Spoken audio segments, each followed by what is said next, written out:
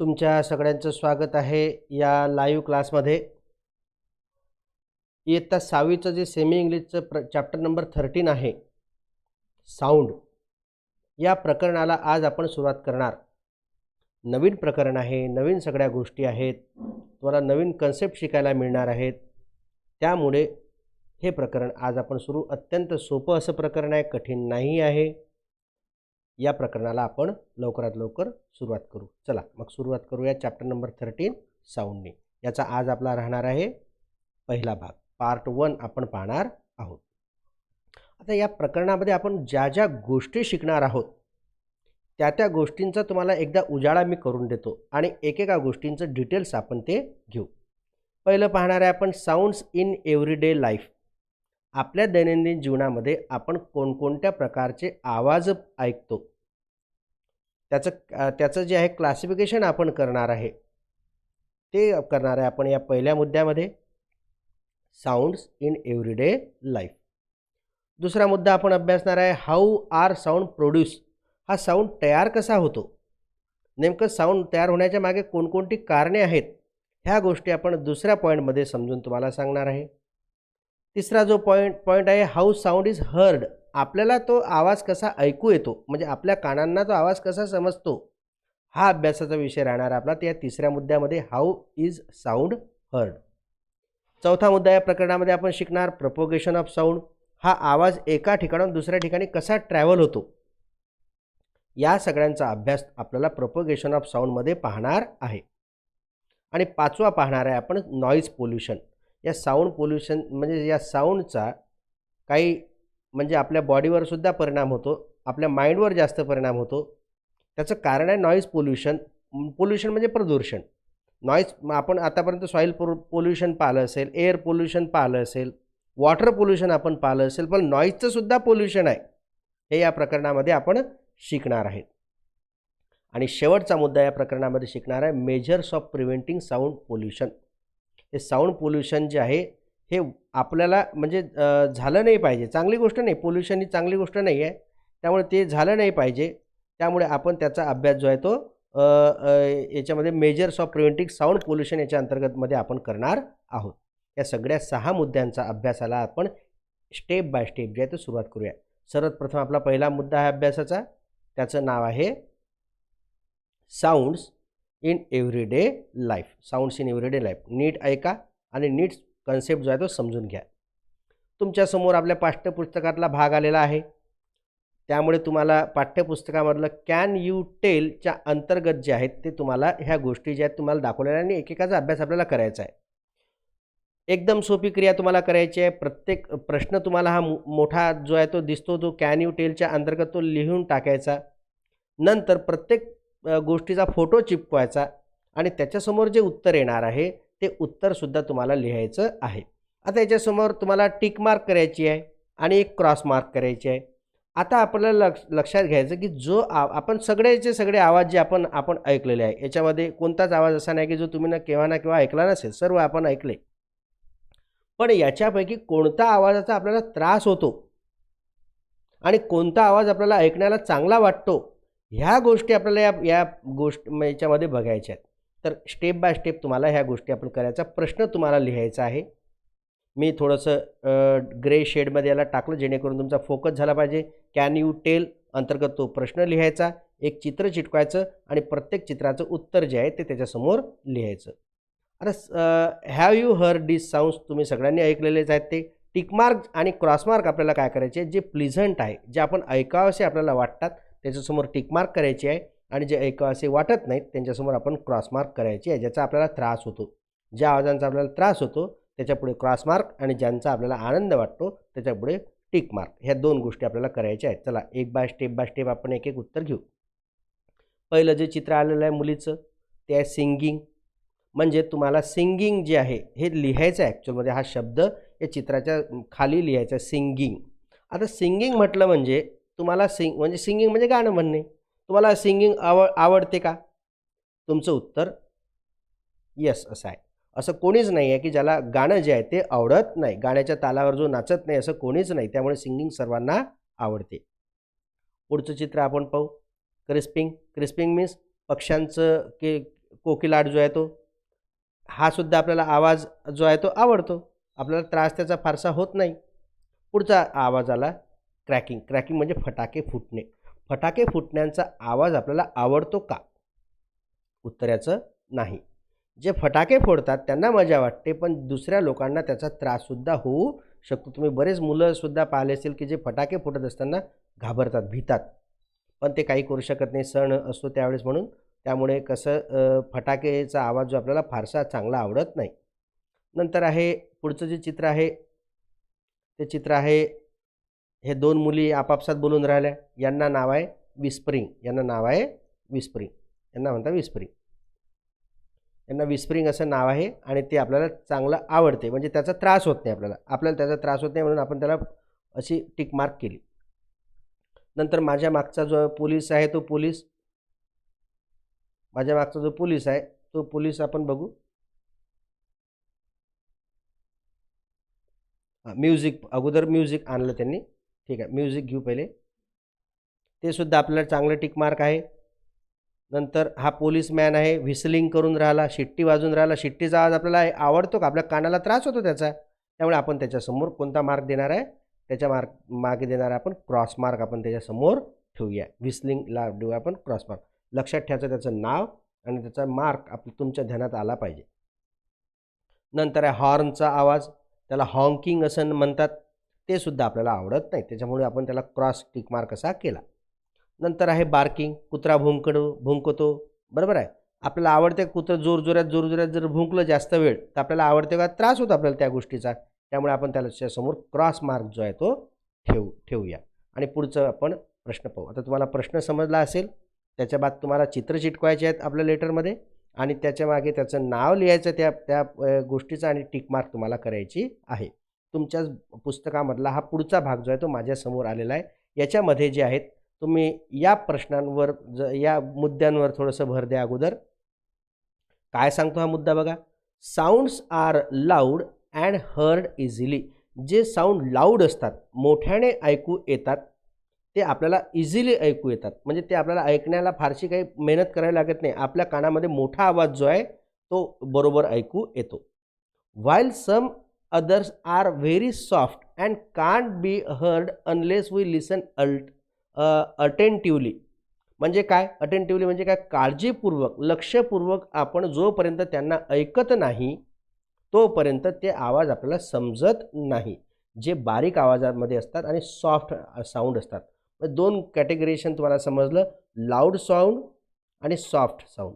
Loud sound हा easily heard होतो, आपली इच्छा असो की नसो. आता समजा मी शिकवून राहिलो आणि एखादा फटाका जोरानं फुटला, काही इलाज नाही त्याच्यामध्ये. बरोबर आहे की नाही? काही इलाज नाही. त्या ठिकाणी तो आपल्याला ऐकू येणार आहे. आणि एखादा आवाज जर बारीक असेल तर तो जर आपल्याला ऐकायचा जर असेल तर तो लक्षपूर्वक ऐकावा लागतो. We like some sounds on other hand we are annoyed by some other sound. म्हणजे ऐकू येणारे सगळेच आवाज आपल्याला आवडतील असं नाही. काही आवाज आपल्याला आवडतात आणि काही आवाज जे आहेत ते आपल्याला आवडत नाही, ज्यांचा आपल्याला त्रास होतो. त्रास होतो.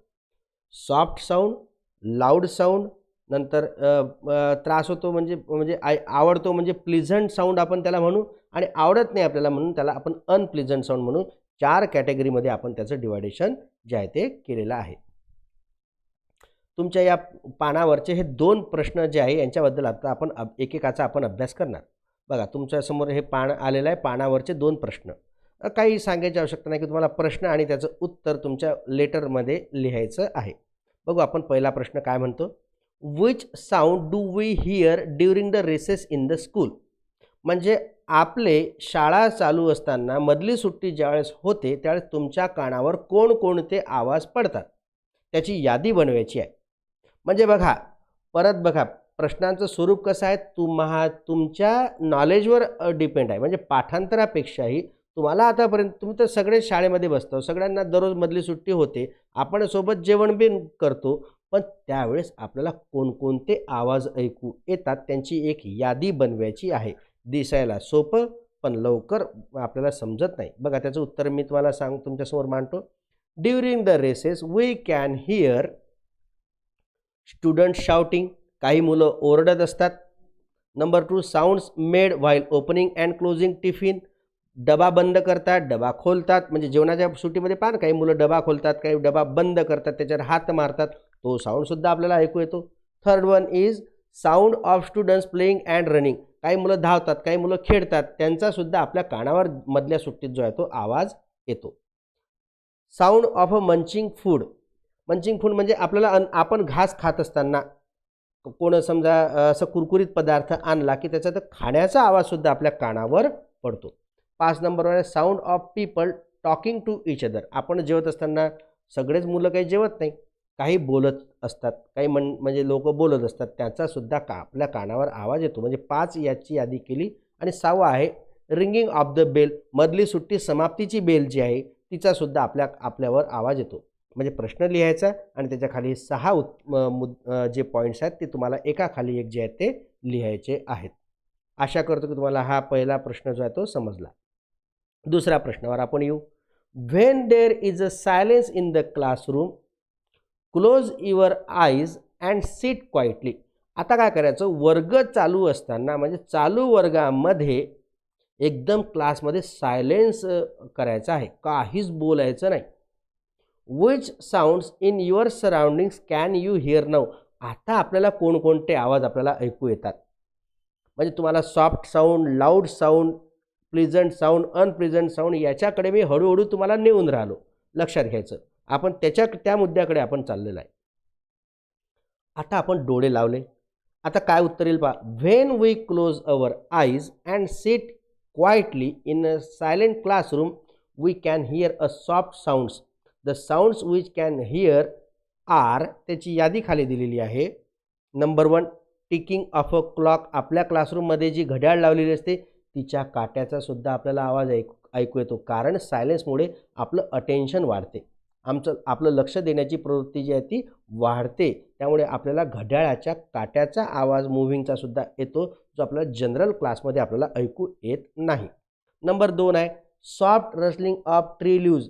म्हणजे आपल्या वर्गाच्या बाहेर जे पानं असतात त्याच्यामधून समजा हवा जर गेली तर ते जे पानं वाजतात आपल्याला जनरली ऐकू येत नाही, पण डोळे मिटून शांत बसल्यावर ते सुद्धा आपल्याला ऐकू येतात. तिसरा आहे food steps of a person walking outside. म्हणजे कोणी व्यक्ती जर बाहेर गेले म्हणजे आपल्या क्लासच्या बाहेरून जर चालली असेल आणि ती नाहीही बोलली, ती काही नाही बोलली, तरी त्यांच्या पावलांचा आवाज आपल्याला ऐकू येतो. चौथी आहे बर्ड्स क्रिस्पिंग. पक्ष्यांचं जे आहे बाहेर शाळेच्या वर्गाच्या बाहेर जे पक्षी असतात झाडावर, त्यांचंसुद्धा आपल्याला ऐकू येतो. आणि 5वा आहे sounds of the vehicles passing on the road. आपल्या शाळेच्या बाहेर जो रस्ता असतो त्या रस्त्यावरून जाणाऱ्या वाहनांचा आवाज, त्यांच्या हॉर्नचा आवाज आपल्याला ऐकू येतो. हे 5 जे साऊंड आहेत तुम्हाला सायलेंट जर तुम्ही क्लासरूममध्ये बसले तर तुम्हाला ऐकू येतात. आणि पहिले आपण मुद्दे कोणाचे पाहिले होते, मधल्या सुट्टीमध्ये ज्यावेळेस गोंधळाचं वातावरण असते त्यावेळेस कोणते साऊंड ऐकू येतात त्यांचा मुद्दा आपण पाहिला होता. पुढचा 2 प्रश्न तुम्हाला समजले असेल, एका खाली एक लिहायचं, एक त्याचं उत्तर, 2 त्याचं उत्तर. आता आणखी एक ॲक्टिव्हिटी दिलेली आहे. सर्वे जे प्रश्न आहे, ॲक्टिव्हिटी शीटचे जे प्रश्न आहेत ते तुम्हाला असे धड्याच्या मधामध्येच दिलेले आहेत. समजण्याला खूप सोपे, पण उत्तर त्यांचं लवकर देऊ शकत नाही, आपली बुद्धी आपल्याला चालवावी त्या ठिकाणी लागते. असा दुसरा प्रश्न आपल्या समोर आलेला आहे. Prepare a common list of all these sounds, discuss them.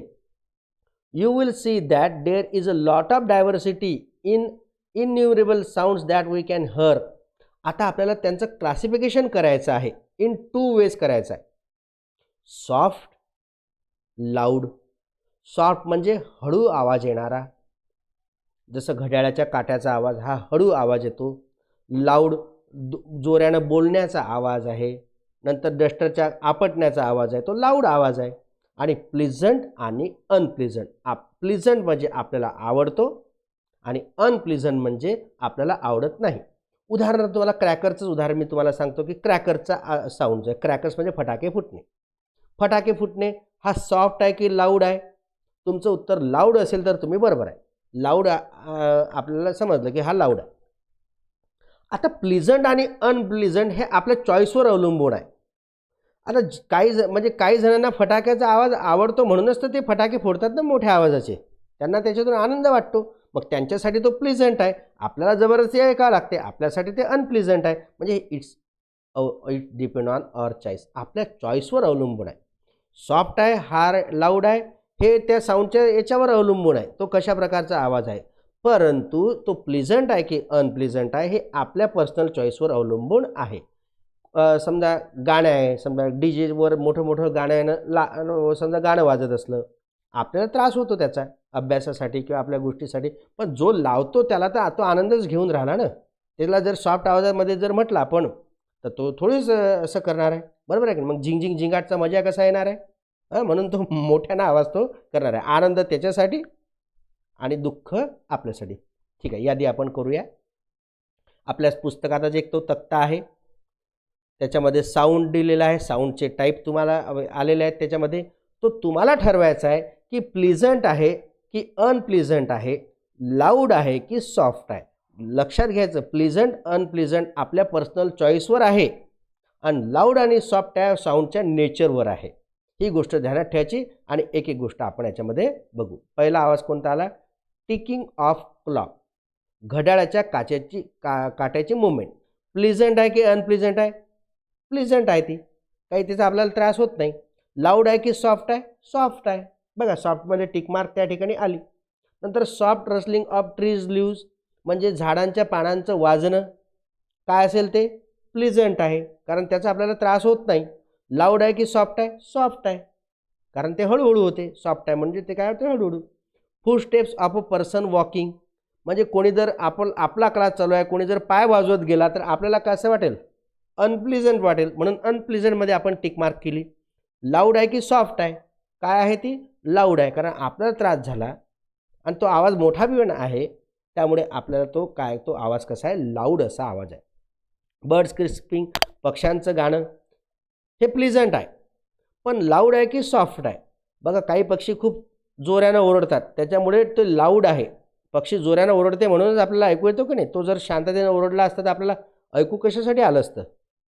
त्यानंतर vehicles passing by the road जे आपल्या रस्त्यावरचे जे वाहनं आहेत ते वाहनं जे आहेत ते त्यांचा आवाज अनप्लीझंट आपल्याला आवडत नाही. कसा आहे तो? लाऊड आवाज आहे.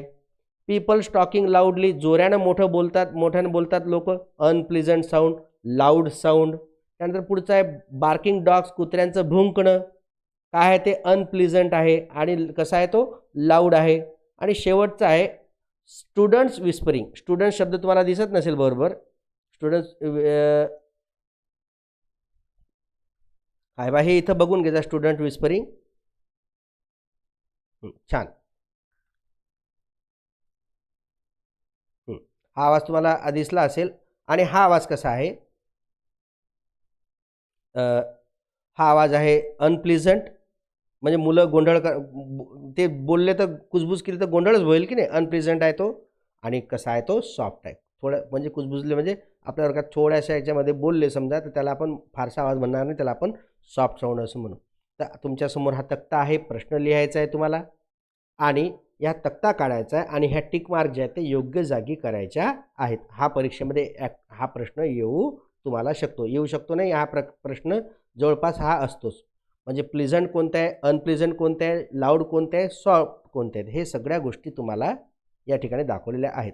प्लीझंट अनप्लीझंट हे पर्सनल चॉईसवर अवलंबून आहे आणि लाऊड आणि सॉफ्ट मात्र त्याच्या साऊंडच्या नेचरवर अवलंबून आहे. पहिला मुद्दा आपण या ठिकाणी पाहिला, साऊंड्स इन एव्हरीडे लाईफ. मग साऊंड्स इन एव्हरीडे लाईफमध्ये आपण काय शिकलो? सॉफ्ट साऊंड पाहिलं, लाऊड पाहिले, प्लीझंट पाहिले, अनप्लीझंट पाहिले. रेसेसमध्ये कोणते ऐकू येतात, डोळे लावल्यावर कोणते ऐकू येतात, आपल्याला म्हणजे कोणता आवाज ऐकल्यानंतर आपल्याला आनंद वाटते, कोणता आवाज ऐकल्यानंतर आपल्याला त्रास होतो, या सगळ्यांचा अभ्यास आपण या पहिल्या मुद्द्यामध्ये केलेला आहे. आता दुसरा मुद्दा आपण याच्यामध्ये पाहू, हाऊ आर साऊंड प्रोड्यूस. हा साऊंड तयार कसा होतो? हा साऊंड तयार कसा होतो याचा अभ्यास आता आपण करणार आहोत. आपल्या पुस्तकाचं पान तुमच्यासमोर मांडलेलं आहे, ते पान ते नीट तुम्ही बघून घ्या आणि याच्यामध्ये सुद्धा तुम्हाला म्हणजे आता हा हाऊ साऊंड्स आर प्रोड्यूस या पॉईंटवर आपल्याला कॉन्सन्ट्रेशन करायचं आहे. त्याला आपण समोर आणू. ट्राय धिसच्या अंतर्गत आहे तो प्रश्न आहे, तुम्हाला स्पष्ट दिलेला आहे आणि त्याचं उत्तर मी तुम्हाला देणार आहे. बघा आता पुढच्या मुद्द्यावर आपण साऊंड कसा प्रोड्यूस होतो, मी काही काही गोष्टी वारंवार रिपीट करणार आहे आणि त्याच्यामुळे काय होणार आहे तुम्हाला समजणार आहे की साऊंड प्रोड्यूस होण्याचं कारण काय आहे. When a song is being played on a radio or a music system in a house, place your hand on the speaker. स्पीकरवर तुम्ही हात ठेवा. व्हॉट डू यू फील, तुम्हाला काय जाणवते. त्यानंतर क्रिया करायची आहे, पुट ऑफ द म्युझिक, तो म्युझिक जो आहे तो बंद करून टाकायचं. What do you feel now, आता तुम्हाला कसं काय जाणवते. ह्या दोन गोष्टी तुम्हाला या प्रश्नांच्या अंतर्गत लिहायच्या आहेत. पहिल्या वेळेस काय लिहायचं आहे, व्हॉट डू यू फील म्हणजे पहिला प्रश्न पूर्ण total. Put off the music त्याच्या खाली लिहायचा आणि नंतर त्याचं उत्तर लिहायचं. दोनचं आता उत्तर बघून घ्या. पहिल्या प्रश्नाचं उत्तर मी देत आहे. If we place our hand on the speakers of the music system when songs is being heard, we can feel the diaphragm of the speakers are moving back and forth. तुम्हाला असं झालं की स्पीकरचा जो पडदा आहे तो मागे पुढे होऊन राहिला, क्विकली जोरात होऊन राहिला. जेवढा आवाज वाढला तेवढं त्याचं मागे पुढे जाणं आपल्याला म्हणजे दिसते. दिस मुवमेंट इज कॉल्ड व्हायब्रेशन. त्याचं जे बॅक अँड फोर्थ जाणं आहे त्याला म्हणतात व्हायब्रेशन. शब्द नीट लक्षात ठेवायचा, व्हायब्रेशन. आणि व्हायब्रेशन होऊन राहिलं होतं म्हणूनच आवाज होऊन राहिला होता. आता दुसऱ्या प्रश्नाचं उत्तर देऊ आपण. आता खालचा पुट ऑफ द म्युझिक म्हणजे when the music is put off we do not feel the movement, that is the diaphragm of the speaker are not vibrating.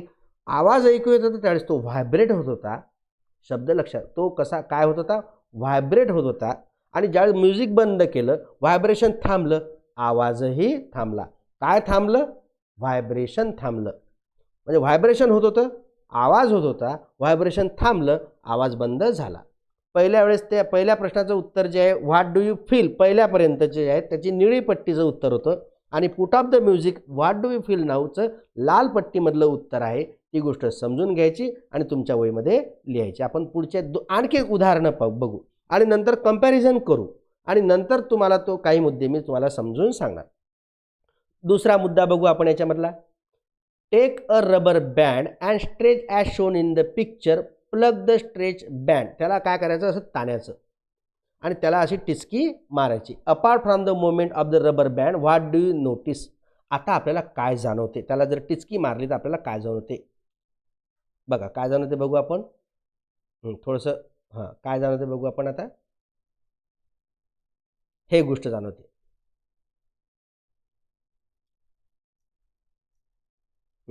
When the stretch rubber band is plug म्हणजे त्याला जर आपण टिचकी मारली, it starts moving back and fourth. Vibration म्हणजे पहिल्या स्पीकरच्या केसमध्ये बी diaphragm जो आहे तो म्हणजे बॅक अँड फोर्थ झाला. याच्यामध्ये बी रबराला आपण जसं स्ट्रेच केलं तर आणि सोडून दिलं तर तो खाली असं खालीवर झाला. म्हणजे व्हायब्रेशन त्या ठिकाणी सुद्धा झालं. This is vibrates and apart from this movement we can hear a soft sound coming from the vibrating rubber band. आणि जसं तो हलायला लागला त्याच्यामधून काय आला, आपल्याला आवाज आला. म्हणजे दोन गोष्टी तर तुम्हाला समजलं. एखादी जर वस्तू मागे पुढे जर करत असेल तर त्याला आपण व्हायब्रेशन असं म्हणतो. आणि व्हायब्रेशन म्हणतो आपण तर व्हायब्रेशन झालं म्हणजे काय तयार होतो, साऊंड तयार होतो. आणि व्हायब्रेशन बंद झालं, साऊंड खतम, साऊंड येणं बंद होऊन जातं. म्हणजे साऊंडच्या प्रोड्युक्शनला काय कारणीभूत आहे, व्हायब्रेशन. काय कारणीभूत आहे, व्हायब्रेशन. आपण हीच गोष्ट एका तिसऱ्या उदाहरणावरून समजून घेण्याचा आपण प्रयत्न करू की हे तिसऱ्या तबल्याच्या उदाहरणामध्ये पण हे पॉसिबल आहे काय. आता तबल्याच्या उदाहरणामध्ये बघा काय झालं तर तिसरं तिघाचे तुम्हाला प्रश्न आहे त्याचे उत्तर बिलकुल लिहायचे म्हणजे लिहायचे आहेत. त्याच्यामध्ये काही तुम्हाला एक्सक्यूज नाही. Spread some sawdust or mustard seed on a sand on the diaphragm of the tabla, knock the diaphragm lightly with a finger. काय करायचं आहे, तबला घ्यायचा, तबल्यावर मोहरीचे दाणे बारीक टाकायचे. तुम्ही वाळू बी टाकू शकता, काही बारीक खडे जे आहेत ते त्याच्यावर टाका जेणेकरून तबला खराब होणार नाही. आणि काय करायचं, एका टिचकीच्या सहाय्यानं आपल्या बोटांच्या सहाय्यानं त्याला असं थोडंसं ठकक असं वाजवायचं आहे. तुम्हाला काय दिसून येते, what do you see happening so long as the tabla makes the sound. जोपर्यंत आवाज येत होता तोपर्यंत डायफ्राम त्याचा खालीवर होत होता. डायफ्राम खालीवर होत होता म्हणजे या ठिकाणी काय तो व्हायब्रेशन करत होता. आणि व्हायब्रेशन करत होता तर व्हायब्रेशन करताना आवाजसुद्धा येत होता. आणि जसं आपण ते टिचकी मारणं बंद केली, पडद्याचं व्हायब्रेशन बंद झालं, साऊंडचं प्रोडक्शन बंद झालं, कारण ते मोहरी जे आहे ते एका ठिकाणी सेटल झाल्या. ही क्रिया आपल्याला म्हणजे व्हायब्रेशनही झालं, साऊंड प्रोड्यूस झाला, व्हायब्रेशन थांबलं, साऊंड प्रोडक्शन बंद झालं, ही गोष्ट याच्यावरून आपल्याला दिसते. उत्तर याचं या स्वरूपामध्ये लिहायचं आहे. When the diaphragm of the tabla is knock, the diaphragm moves up and down rapidly. आणि त्यातलं दुसरं, among with the moment tabla produces sound. आणि या क्रियेमुळे काय झाला की त्या तबल्यामधून आपल्याला आवाज यायला लागला. As long as the tabla makes the sound, the sawdust म्हणजे त्याच्यावर वाळू टाका किंवा मस्टर्ड सीड टाका किंवा सँड टाका, ते जे आहे ते मुव्हिंग होते, त्या डायफ्रामसोबतच खालीवर होते. आणि पुढचा मुद्दा त्याच्यातला काय आहे, when the sound stops the sawdust mustard seed sand also stops moving. हे वेगवेगळे उदाहरण याच्यासाठी दिले किंवा तुम्हाला वाटेल किंवा मस्टर्ड सीड नाही एखाद्या आलं की वाळू टाकली त्याच्यावर, मग सर आपल्याला मस्टर्ड सीड माहीत आहे, वाळू तर आपल्याला सरनं शिकवलंच नाही, असं होऊ नये. अरे काहीही बारीक टाकलं तरी ते आपल्याला खालीवर कुदताना आपल्याला ते दिसते, व्हायब्रेशन होताना त्याचं दिसते. 3 प्रश्न. या तिसऱ्या प्रश्नाचं हे उत्तर जे आहे त्याच्या खाली लिहायचं तुम्हाला आहे. चित्र काढण्याची आवश्यकता नाही, ध्यानात ठेवायचं. What do you we understand from this observation. याही प्रश्नाचं उत्तर आता मी तुम्हाला दिलं. स्पीकरवर हात ठेवला, डायफ्राम बॅक अँड फोर्थ झाला, व्हायब्रेशन झालं, आपल्याला आवाज ऐकू आला. रबर बँड स्ट्रेच केला, त्याला असं टिचकी मारली, तो खालीवर झाला, व्हायब्रेट झाला, साऊंड हर्ड झाला. तबल्यावर आपण मोहरीच्या बिया ठेवल्या, त्याला आपण ठक ठक ठक ठक वाजवलं, व्हायब्रेशन झालं, आवाज आपल्याला ऐकू आला आणि मोहरीची मुवमेंटसुद्धा आपल्याला दिसून आली. मग या मुद्द्यावर आपण काय शिकू शकतो, या मुद्द्यावर आपल्याला हे 3 पॉईंट जे आहेत ते फार अगोदर लक्षात येतात. तुम्हाला हे 3 पॉईंट या म्हणजे या प्रश्न तो लिहायचा आणि 3 पॉईंट 1, 2 आणि 3 त्याच्या खाली तुम्हाला लिहायचे आहेत. हे पाकिटं नाही काढलं तरी चालते, हे पाकिट तुम्हाला फक्त समजून देण्यासाठी ध्यानात ठेवायचं. Sound is produce due to the rapid back and forth movement of a substance.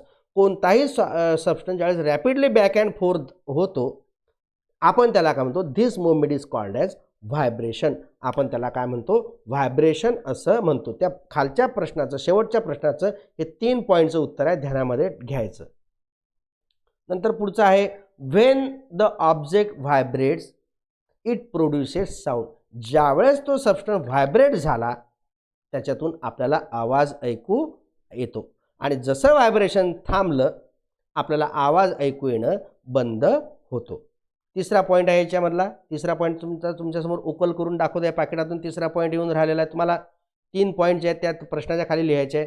The object which is produce the sound is called the source of the sound. लक्षात घ्यायचं, हे तिसरी जी ओळ आहे ते खूप महत्त्वाची आहे की ज्या ऑब्जेक्टमधून आपल्याला आवाज ऐकू येतो त्याला म्हणायचं सोर्स ऑफ द साऊंड. त्याला काय म्हणायचं, सोर्स ऑफ द साऊंड असं म्हणायचं आहे. प्रश्न नंबर 1, नंबर 2, नंबर 3 हे 3 ऑप्शनचं त्याच्या खाली असलेलं उत्तर तुम्हाला तुमच्या नोटबुकमध्ये लिहायचं आहे. पुढचा मुद्दा आपण बघू. पुढचा मुद्दा काय आहे तर हाही मुद्दा याच्या संदर्भातच आहे जरासा, त्यामुळे तो मी कव्हर करणार आहे. यूज युअर ब्रेन पॉवर अंतर्गत आहे. बघा, वाटतही नाही आपल्याला की या ठिकाणी प्रश्न आहे म्हणून, पण त्यांनी प्रश्न लिहिलेला आहे. हा प्रश्न तुम्हाला लिहायचा आणि येणारं उत्तर जे मी तुम्हाला देतो तुमच्या लेटरमध्ये लिहायचं आहे. When a metal disc fall on the floor it makes a loud sound. एखादी परात जे आहे, ताट जे आहे ते जमिनीवर पडलं तर कसं त्याच्यातून मोठाच आवाज होणार आहे. What do you do to stop the noise. आपण तो आवाज बंद होण्यासाठी काय करतो. What is the effect of the action. या ॲक्शनचा इफेक्ट काय होतो त्या प्रश्नाचं उत्तर मी तुमच्यासमोर आता देतो. तुम्हाला हे प्रश्न लिहायचे आहे आणि त्याचे उत्तर जे आहे ते मी तुम्हाला आता देतो. When a metal disc fall on the floor the dish vibrates producing the loud noise. To stop the noise we must stop the vibration. आता त्याचा आवाज बंद करण्यासाठी आपल्याला काय बंद करावे लागेल, त्या प्लेटचे व्हायब्रेशन बंद करावे लागेल. हे we should try to make the dish still or hold it quickly. आपण काय करतो, फटकन जातो आणि त्या डिशला पकडतो. जसं आपण पकडतो तसं त्यातले व्हायब्रेशन स्टॉप होतात आणि व्हायब्रेशन जर स्टॉप झाले तर आवाज त्याच्यातून येणारा आवाज जो आहे तो बंद होऊन जातो. आणि तिसरं, when we hold a dish or make it still it stop vibrating and the sound produce by it also stops. हा यूज द ब्रेन पॉवर अंतर्गत जे विचारलं ते आणि त्याचं हे ABC अंतर्गत असलेलं उत्तर तुमच्या वहीमध्ये तुम्हाला लिहायचं आहे.